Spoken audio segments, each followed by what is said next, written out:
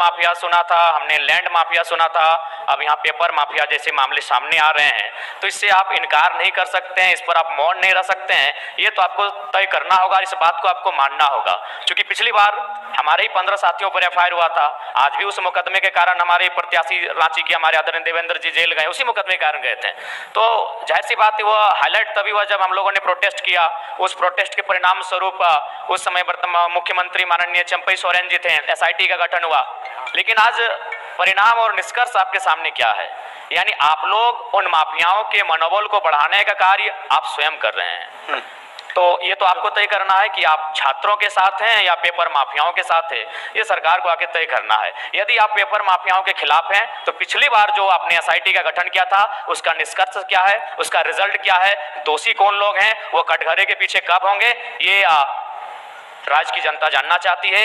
CGL JSSC के तमाम 6 लाख अभ्यर्थी जानना चाहते हैं। बिल्कुल सूर्या जी, क्योंकि जिस तरह से जो सिंडिकेट काम कर रही है और खासकर में आज वो सिंडिकेट आपको झारखंड में भी काफी एक्टिव दिखती है। कौन है वो सिंडिकेट, कौन है?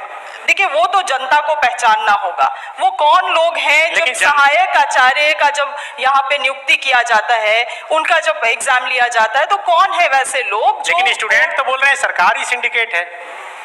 मैं इसका सवाल का पूरा मुझे कंप्लीट करने दे।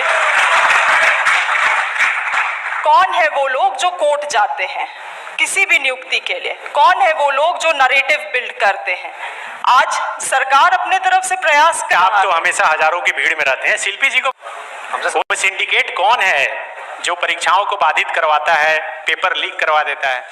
देखिए वो ऐसे लोग हैं जिनको लगता है कि इस दुनिया में मौत नाम की कोई चीज़ नहीं होती है, जिनको लगता है कि शायद वो सारा धन एकत्रित करके स्वर्ग जा सकते हैं, वहाँ सुख भोग सकते हैं। बिल्कुल ये बहुत गंभीर समस्या है और मुझे लगता है कि इसमें सरकार के लोग शामिल होंगे, विपक्ष के लोग शामिल होंगे, ये कोई नई बात नहीं है। अगर आदरणीय शिल्पी जी कह रही हैं कि अगर वो जनता जानती है तो जनता को मालूम है कि किस प्रकार से जेपीएससी की परीक्षा होती है। बोल रही हूँ कि कई सारे बैठक में मैं हिस्सा भी रही हूँ। पहली बात, जिस तरह से पूरे देश भर में जो पेपर लीकेज का मामला है, आज किसी भी सरकार का वो जो कॉन्फिडेंस होता है एग्जाम कंडक्ट करने का, उसमें एक सवाल खड़ा कर देता है, उसमें वो कॉन्फिडेंस को डगमगा देता है। आज सवाल सरकार कितनी भी मजबूत रहे, आज वो 2 बार सोचती है, 10 बार सोचती है एग्जाम कराने से पहले कि ये एग्जाम क्या हम लोग सक्सेसफुली करा पाएंगे। उनमें जब रिजल्ट आता है तो विधायक जी के रिश्तेदार होते हैं, विधायक जी के भाई होते हैं, विधायक जी के भतीजे होते हैं, तो ये किसी से छुपा नहीं है। बिल्कुल ये इसी बीच से है, इसी सिस्टम के बीच से है, इसमें किसी एक का कोई योगदान नहीं है। इसमें 24 वर्षों से जिन लोगों ने राज्य की सत्ता को संभाला है, 24 वर्षों से जिन लोगों ने इस राज्य की सरकार को चलाया है, पक्ष बन के विपक्ष बन के, सबका उसमें हिस्सेदारी होता है।